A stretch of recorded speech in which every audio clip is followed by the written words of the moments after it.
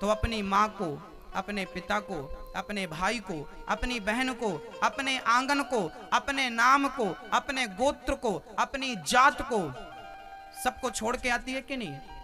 आपके गले से बंध गई। अब वो आप जो नाम देते हैं वो उसका नाम पड़ता है, ससुराल में अलग नाम पड़ता है। आज से उसकी जात वही है जो आपकी जात है, आज से उसका धर्म वही है जो आपका धर्म है। आज से उसने अपने धर्म को, अपनी जात को, अपने सुख को, अपनी स्वतंत्रता का परित्याग कर दिया, दान कर दिया, श्राद्ध कर दिया, समाप्त कर दिया। आज से वो केवल आपकी हो गई। और आपके चरणों में समर्पित एक नारी को आप पांव की जूती कहें, आपके चरणों में समर्पित। अरे भगवान के चरणों में कोई समर्पित हो जाता है ना, भगवान उसे हृदय से लगा करके ना जाने कहां का राजा बना देते हैं। और आप अपनी नारी को पांव की जूती बना दिए।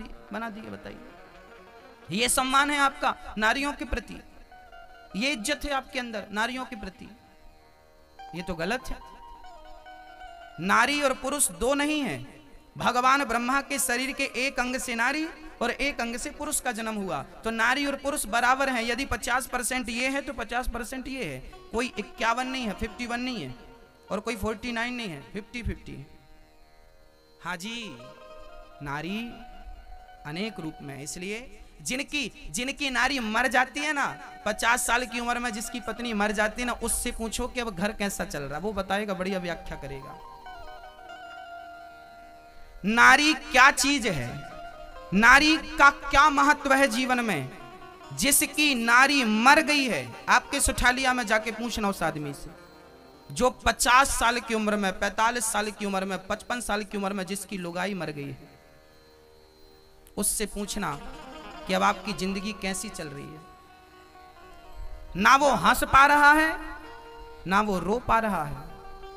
काम करके आता है तो कोई गिलास भर पानी नहीं देता। ये तुम्हारी पत्नी है, तुम भले उसे लाते मारो, भले उसे गालियां दो, पर गिलास भर पानी देती है, तुम्हें आदर करती है, तुम्हारा सम्मान करती है। मर जाएगी ना, पता चल जाएगा कि नारी की कीमत क्या थी। जिंदा है ना तो उसकी वैल्यू नहीं है। जो वस्तु हमारे पास होती है ना, हमें उसका महत्व नहीं पता होता, उसकी कीमत पता नहीं होती। जब वो वस्तु हाथ से चली जाती है ना, तब उसका हमें पता होता है कि इसका महत्व क्या था, इसकी कीमत क्या थी। ये रिश्ते जो है ना, मैं आपको फिर निवेदन करूं, रिश्ते भगवान बनाकर भेजता है। पति पत्नी का रिश्ता कोई हम और आप नहीं बनाते। लोग कहते, कई बार पुरुष कहता है कि हमारी तो और अच्छी जगह शादी हो जाती, तुम गले ना पड़ती तो। ऐसा नहीं है। जन्म विवाह मरण गति होई, और जहां जैसे लिखा तहां तस होई। जिसका विवाह जब लिखा है, जिसके संग लिखा है, होकर रहेगा। मृत्यु जहां लिखी है, होकर रहेगी। इन चीजों को टालने वाला कोई नहीं है, विधाता नहीं टाल सकते। हम और आपकी तो छोड़ दो। तो जो आपकी पत्नी है वही आपकी संगनी है। इसलिए आदर करिए, सम्मान करिए, प्यार मोहब्बत से जिंदगी गुजारिए, बहुत प्रेम से जीवन गुजारिए। घृणा ना करिए, द्वेष ना करिए, झगड़ा ना करिए। कई बार ना रिश्ते इसलिए टूट जाते हैं, शादियां होती हैं, खून गर्म दोनों का होता है। पत्नी भी 50,000 रुपए कमा रही है, पति भी 50,000 कमा रहा, दोनों सरकारी नौकरी में है। अब पति ने एक दिन बोला, यहाँ आओ, ये क्यों किया तुमने? अब पत्नी को गुस्सा आ गया, क्यों? हम भी तो कमाते, हमें बातें मत सुनाया करो, हमें कुछ कहा मत करो। अरे भाई, पैसे कमाना अलग बात है, रिश्ते निभाना अलग बात है। ऐसी अकड़ से रिश्ते निभेंगे नहीं, जल्दी टूट जाएंगे।